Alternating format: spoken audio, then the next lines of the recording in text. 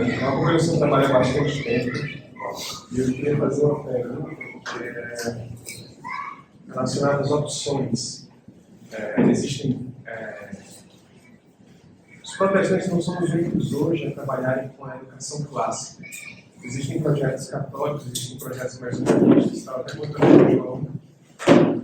Existem alguns que são fundamentados em Wittenberg, né, e naquela companhia que período. Por que o modelo que o Senhor propôs hoje, ou que o João propôs no livro Lemos, seria o mais adequado para os nossos filhos? O de Mortimer Adler, por exemplo, é uma proposta muito voltada para a democracia. Ele quer que todos cheguem a um nível meio que equalizado. E ele se diz, né, ele se apresenta como um católico. Ele tem verdades, né, muito bem estabelecidas e princípios bem interessantes, mas eu creio que ele falha quando ele vai trabalhar com essa questão da cosmovisão e a abrangência da cosmovisão em tudo que ele faz. Então, quando eu olho o modelo que nós estamos aplicando, eu vejo que existem áreas em que nós podemos melhorar e devemos melhorar. Nós usamos, né, essa abordagem principalmente baseada nos princípios estabelecidos ali e propostos pela Dorothy Sayers, daquela divisão e mescla, né, com a gramática, lógica e retórica, mas nós não nos limitamos apenas a isso também. Então nós entendemos também que não é meramente a memorização pela memorização num período da vida, porque senão faria um quadro de memorização e estaria tudo certo, né? Mas a gente entende que as crianças se desenvolvem de uma forma dinâmica. E aí nós entendemos que, observando, né, historicamente, o desenvolvimento natural das crianças com aquilo que nós temos estudado ao longo da história da educação clássica, nós vemos que esse modelo, ele supre as maiores lacunas que nós temos. Então, ele se aplica de uma forma melhor. Por exemplo, lá na escola nós enfatizamos, sim, a memorização de fatos, principalmente no ensino fundamental 1. Mas isso não significa que as crianças não trabalhem com lógica e não entendam os princípios ali estabelecidos. E além disso, toda sexta-feira elas fazem apresentações diante de toda a escola e dos pais. Toda sexta-feira. Eu falo para vocês, você pega ali as nossas crianças de 3 anos e elas vão à frente da escola pelo menos 35 vezes no ano, fazer uma apresentação com a equipe, com a turminha delas. Elas apresentam para todo o ensino infantil, 3, 4 e 5 anos, e os pais estão acompanhando online. No começo do ano é uma coisa, no final do ano elas já estão bem desenvoltas. Isso de 3 anos. Quando elas chegam com 5 anos, o negócio é outro. A minha esposa me mandou um vídeo ontem, da minha filha de 5 anos, no intervalo delas, e que elas criaram ali uma apresentação, e que elas estavam cantando uma música cristã, né, durante o intervalo, como a turma. Então elas formaram, nada que o professor veio e inventou, não, é a brincadeira delas. Vamos apresentar, né, o que nós temos aprendido, e essa música cristã que nós aprendemos, e começaram a cantar como um coral. Aí você vê isso progredindo, isso é a retórica. E aí nós temos então alunos, por exemplo, na semana passada, que apresentaram de memória a linha do tempo de história do 3º ano do ensino fundamental. Sabe quanto tempo eles falaram? Uns 10 minutos. 10 minutos falando a linha do tempo de memória. Ninguém estava com uma colinha lá atrás assim, né, mostrando que a câmera não está pegando. Então a gente vê que de fato isso funciona e tem dado muitos resultados positivos. As outras abordagens, tem uma abordagem mais católica, né?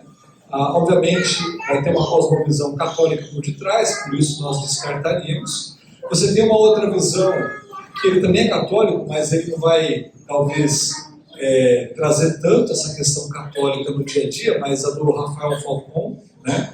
Mas que ele vai mais para uma linha que eu diria mais aristotélica, talvez, que para mim o problema se dá em você dar à educação o papel de redimir o homem. como se a educação pela educação e o desenvolvimento acadêmico fosse suficiente, que nós enxergamos que não é. Então, eu creio que essa abordagem que nós temos é uma abordagem que supre essas maiores lacunas, por isso deve ser a utilizada. Implementando sempre, né, aquilo que nós vemos que é pertinente e necessário também para melhorar. A gente está sempre aprendendo também. Não sou conhecedor de tudo também, né? A gente está sempre trabalhando. O nome é André, sou professor de matemática numa escola que tem princípios cristãos. Minha pergunta é como a gente viabiliza a educação clássica cristã, sendo que os materiais adotados são todos de uma escola, de um segmento secular? Eu acho que a questão aí é de você trabalhar com princípios, né? E expor os alunos sempre a fontes primárias, quando possível, e desafiá-los quanto a isso. Então, você consegue fazer uma educação clássica sem que haja, eu diria até materiais como um currículo fechado mesmo.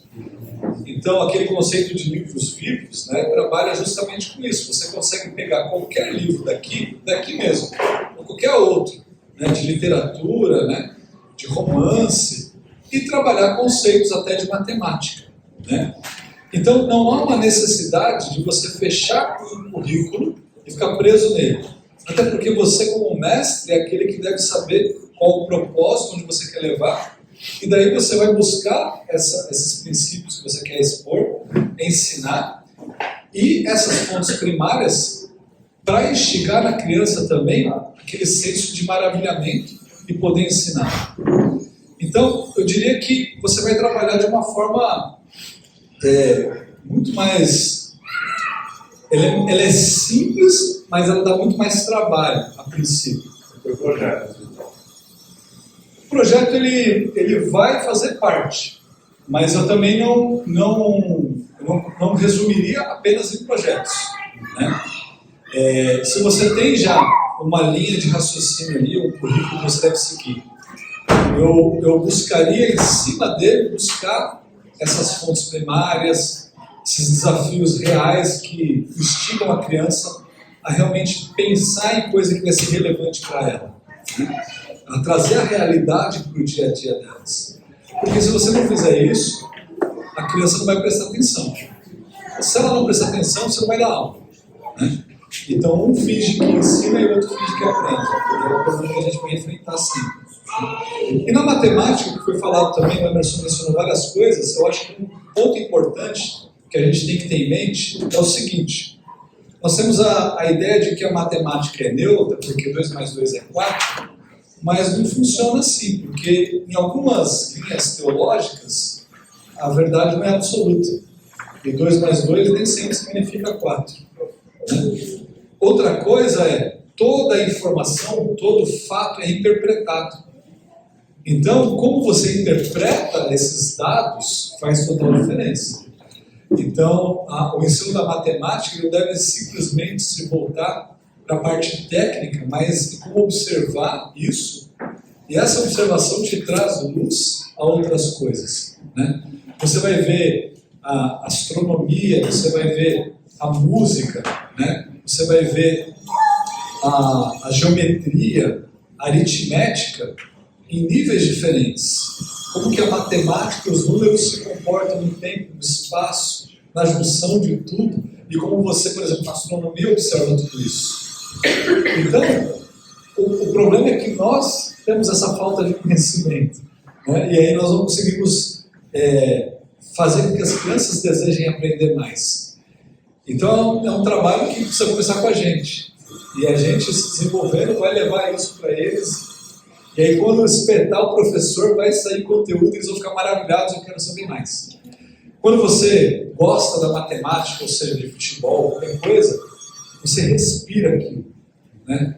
E aí, isso começa a te levar, ou levar as pessoas ao seu redor a acreditar que aquilo que você faz é a melhor coisa do mundo.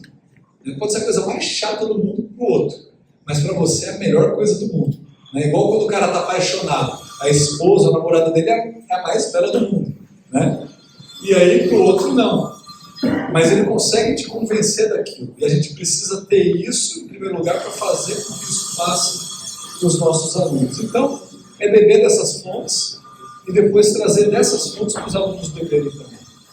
Pastor, é no senso comum que as crianças venham aí para a escola e as pessoas entendem isso como sendo bom, né? Toda a socialização, e o filho é cristão, vai lá para o meio do monte de ímpios, ele vai ser um missionário, como até o senhor deu um exemplo.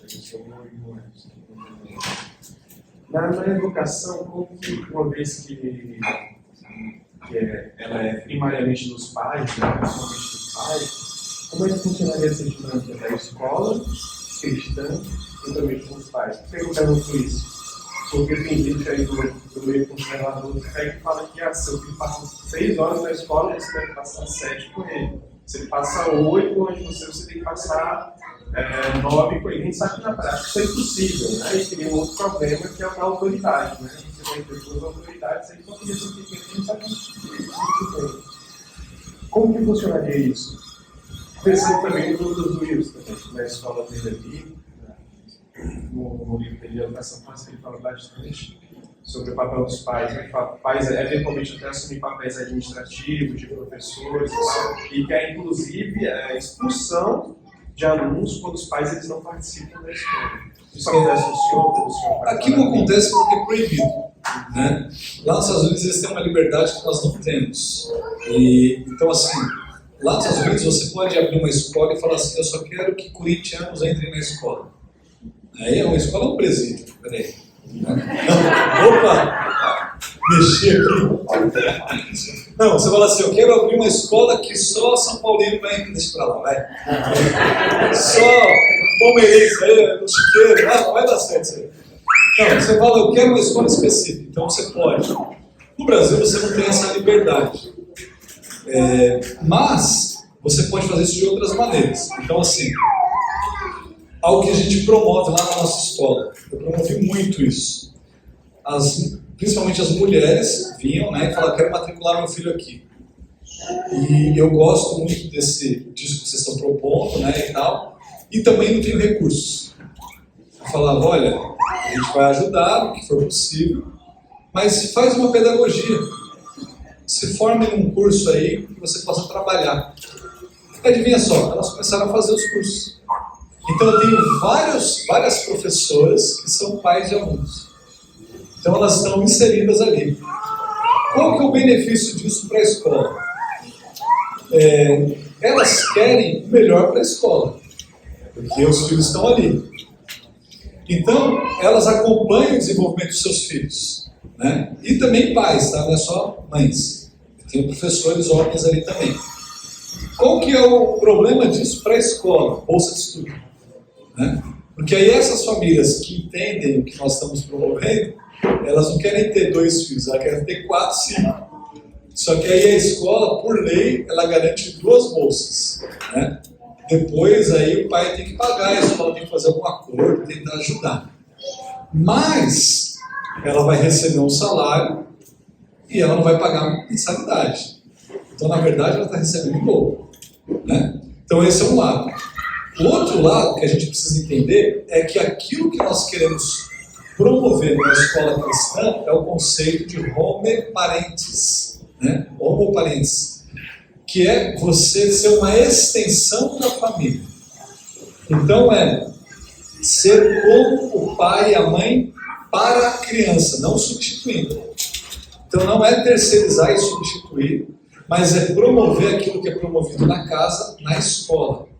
Então, por exemplo, quando há uma questão disciplinar na escola, que é mais pesada, o que eu faço? Eu ligo para o pai. Eu falo assim, vem buscar seu filho e disciplinar ele. Eu não vou ficar com ele aqui e não vou disciplinar porque eu não posso.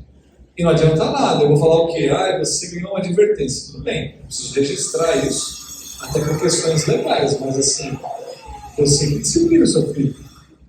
Né? E aí, isso vai trazer uma conversa com os pais e uma maneira de lidar em que nós não estamos querendo usurpar a autoridade dos pais. Tá? Então isso precisa ser estabelecido. e precisa ser constantemente comunicado para os pais. Tá? A outra coisa é que, de fato, não tem como você ficar 5 horas na escola e o pai vai ficar 5 horas com o filho. Não funciona assim. Então, se esse processo da escola não ser uma extensão, funcionar, não tem como funcionar. Tá? Então, a gente precisa que os pais estejam inseridos. Aqui no Brasil, a gente tem várias dificuldades do ponto de vista legal. Por quê? Pelas dificuldades impostas pela CLT, questões de processos e tal. Então eu falo para os pais, venham, participam do dia a dia da escola, contribuam, estejam presentes. Aí alguns pais querem ir lá e ajudar, depois eles querem processar a escola porque eu não paguei eles pelo trabalho voluntário deles. Mas gente, não era trabalho voluntário? Né? Então tem esse probleminha, por isso que as escolas muitas vezes não fazem. Tá? Não é porque elas não querem, é porque existem pais mal intencionados também. Tá? Mas é algo que a gente tem feito assim, cada vez mais. Nós temos o comitê de mães, eu não sei se vocês acompanham na internet, lá na nossa escola, mas é bem interessante. Ao término da leitura de um livro, aí a professora com a turma faz o encerramento do livro. Então, por exemplo, eles leram A Fantástica Fábrica de Chocolates. Então, determinado dia, vai ter um encerramento desse livro, onde vai ter um cenário todo do livro, e aí vai ser lido o último capítulo, as crianças vão ler ali, vão ter o livro lido em voz alta para elas, e elas vão participar de um piquenique de encerramento. E as mães participam em fazer tudo aquilo acontecer, tanto na comida quanto no cenário. Isso marca a criança o resto da vida. Nós temos um livro que nós publicamos, não está aqui, o Manual de Boas Maneiras para Meninos e o Manual de Boas Maneiras para as Meninas. E aí eles leem. No final da leitura desse livro, há um almoço de gala. E aí, os meninos servem as meninas, puxam a cadeira, estão todos de gravata borboleta, as meninas de vestido. Eles fazem aquele almoço e depois tem uma valsa que eles dançam. Então eles estão sendo ensinados constantemente que eles devem abrir as portas para as meninas. Na hora de fazer fila, as meninas primeiro, depois os meninos. E a participação dos pais em tudo. Ensinando em casa, participando na escola, participando da preparação desse almoço e também no envolvimento de tudo isso. Então, é esse envolvimento que a gente precisa fazer acontecer, que é isso que ele promove. Só que lá tem facilidades que aqui a gente não tem. Né? Se a gente tivesse a mesma facilidade, aí as coisas iam fluir um pouco mais. Só um último detalhe que eu lembrei. Fui com o Maurício visitar uma escola lá, na época que a gente estava visitando várias escolas e participando da conferência. E aí a gente entrou na quadra, uma quadra coberta de uma dessas escolas, e tinham 3 homens trabalhando no teto, no telhado, aliás. E um deles eu conhecia, que foi amigo meu da universidade. Assim, 10 anos depois encontrei o cara lá. E os 3 eram professores da escola. E os 3 estavam fazendo trabalho voluntário durante as férias para ajudar a escola a ficar boa para o ano seguinte. E alguns eram pais de alunos e professores da escola. E é isso que a gente precisa estimular. Né? O mesmo trabalho que a gente faz com a igreja, a gente precisa fazer com as escolas também. Pastor, a gente até conversando ali, né, depois, esses dias tem sido interessante porque eles trazem todo um certo senso de urgência em relação a esse assunto, que é um pouco desconfortável quando você para pensar, né, como pais, enfim, como igreja, né, esse senso de urgência. Eu vou fazer uma pergunta que talvez seja um aspecto do lado difícil da gente lidar com isso, assim, mas é uma inquietação que eu tenho. Vocês já tiveram que lidar, ou como que vocês, se tem alguma forma prática de lidar com o perigo de a gente querer uma antecipação da humanidade glorificada enquanto ainda estamos caídos? Porque eu vejo que eu não sei onde a gente traça a linha para eu tenho essa motivação correta, tudo que a gente tem visto aqui, mas eu de repente estou idolatrando o homem querendo antecipar uma consumação da humanidade que não nos foi revelada e não nos... Como que a gente equilibra isso daí é fácil de equilibrar quando você está lidando com o ser humano. Um pai chegou lá para mim, não, vários, né? Mães, principalmente, chegam para conhecer a escola e falam assim, mas a criança é inocente, ela não tem pecado. Aí eu falo assim, fica 2 minutos ali. 2 minutos não, fica 10 segundos ali dentro dessa sala. Vai, entra lá, te dou 10 segundos, você volta aqui. Aí ela já volta diferente. A gente tem a clareza de que isso não vai acontecer e não acontece. Que nós estamos lidando com pecadores. Uma coisa que tem tudo a ver com o que você está dizendo é o fato de que não é porque a nossa escola é composta pela maioria de filhos de cristãos que todos os nossos alunos são cristãos. Vários deles estão sendo ensinados na verdade, mas não reconhecem a Cristo como Senhor de fato. Eles vestem a roupagem do cristianismo, falam a linguagem do cristianismo, mas eu não coloco a minha mão no fogo pela salvação deles. Então a gente tem plena certeza de que nós estamos lidando com pecadores, de que o que nós estamos propondo, nós imaginamos ser a melhor solução e o caminho correto, mas a educação não redime o homem, é Cristo. E nós vamos lidar com eles, com esses problemas constantemente. Tá? Vou te dar outro exemplo aqui. Essa semana, nós aprovamos lá várias advertências. Nós temos lá na escola uma ocorrência, que uma coisa aconteceu, mas assim, aconteceu, tá, a gente registra para o pai que isso aconteceu. A advertência não, ela já tem um caráter punitivo. Olha, se tiver tantas advertências e nada for resolvido, ele vai levar uma suspensão, né? Essa suspensão tem também um caráter punitivo e corretivo. E o pai precisa disciplinar os filhos. Mas nós já chegamos tanto à advertência, quanto à suspensão, quanto à expulsão. Né? E isso acontece justamente porque nós estamos lidando com pecadores e nós estamos com o pé no chão de que é um processo, mas eles não estão aqui, de fato, de maneira nenhuma, no estado que estarão no futuro. Né? Mas é um trabalho constante de discipulado mesmo. Professor, dentro da educação clássica, a gente pode também estar usando outros métodos, por exemplo, Charlotte Mason. Olha, eu falo assim, e eu não quero ser grosseiro na fala, tá? Só uma maneira de dizer. Tem um ditado popular que diz assim, relógio quebrado da hora certa 2 vezes por dia. Se ele for analógico, né? Por quê? Não estou falando da Charlotte em especial, mas de vários outros, né? Se você pegar Charlotte, Montessori, se você pegar socioconstrutivismo, construtivismo, em todas as abordagens você vai ver verdades, né? E não há problema nenhum em usar essas verdades. Então, o que nós fazemos é aplicar, nós estamos onde a verdade está.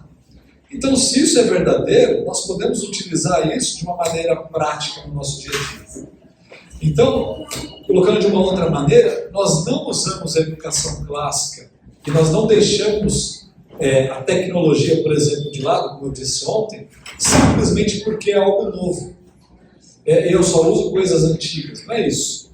Nós usamos alguma coisa, né, normalmente que é antiga, porque já está provado. Né? Então, várias das pedagogias que nós usamos na educação clássica já passaram pelo crivo do tempo. Então, você fala sobre a memorização.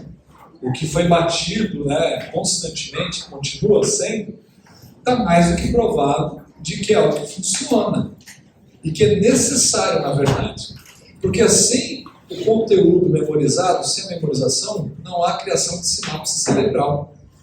Então não há como você desenvolver um cérebro saudável sem que haja esse acúmulo de informações de forma propositiva. Então, nós fazemos a memorização por conta disso. Aí nós falamos, olha, a ideia até em latim é repetitio mater memoriae, a repetição é a mãe da memória. Então a repetição é uma repetição propositiva, né? E ela é um recall ativo, que eles falam, né? Que a neurociência tem falado assim, olha, não adianta nada eu memorizar uma lista de palavras hoje e não rever amanhã. Eu tenho que rever. E aí eu continuo e revejo.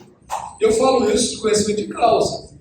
Quando eu fazia aulas de grego lá no seminário, o professor falava assim, ó, para amanhã, capítulo 1 de 1 Pedro. O que significava isso? Que você tinha que saber todos os vocábulos em grego que apareciam ali em 1 Pedro, que era para o dia seguinte. E aí você começava a anotar, fazia os flashcards e memorizava. E depois você tinha que fazer análise sintática e morfológica de tudo oralmente. Só que como você fazia isso oralmente se você não tinha memorizado? Não sabia o vocabulário. Então, a ideia é, nós pegamos, né, princípios, por exemplo, os livros vivos, né, que ela muito fala, um princípio que nós acreditamos. Agora, várias coisas também que estão presentes com a Charlotte Mason, na verdade foram popularizadas por ela, mas que já eram comuns à época, né? Então você tem a questão da narração, que foi popularizado com ela, mas que era uma prática comum, que depois foi sendo um pouquinho distorcida, virou a chamada oral, né? Hoje em dia nem acontece mais, né? E que a gente usa lá na nossa escola também. É você fazer a narração, que é um princípio que você ensina a pensar, a relembrar, a pensar, a colocar em ordem e depois a falar, né? De maneira que seja compreensível para quem está recebendo. Então é um processo fantástico. Então a gente não tem problema em pegar essas verdades de outros locais e aplicar. Ontem mesmo eu mandei um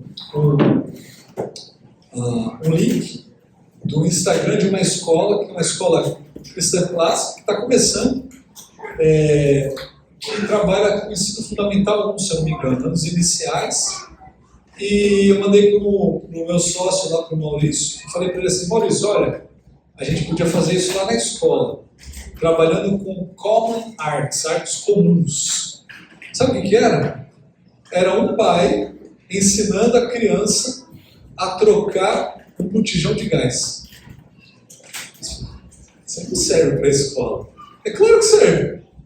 Você pega um marmanjo, que nem eu, que não vai saber trocar direito, vai ficar vazando, a casa vai explodir. Isso daí são artes comuns, práticas para o nosso dia a dia. Na época lá, né, antigamente não tinha botijão de gás, mas hoje tem. Então a gente precisa ensinar as nossas crianças artes comuns. Como é que se acende uma churrasqueira? Isso é importante. Isso é primordial, na verdade. Né? E coisas assim. Então, onde a verdade está, a gente está também.